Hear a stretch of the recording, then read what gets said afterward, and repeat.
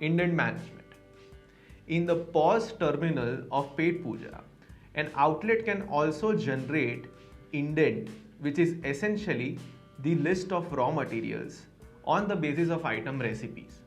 Let us see how can the outlet do that.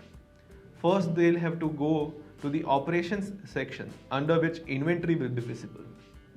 Under inventory, you'll have to go to indent management. As you can see here, the item name drop down is available and the quantity of servings will be listed here. When you click on plus, you can actually add another item and search for the same. Once you click on calculate, the raw materials required to prepare these many items will be listed here. You can print or export them in Excel format.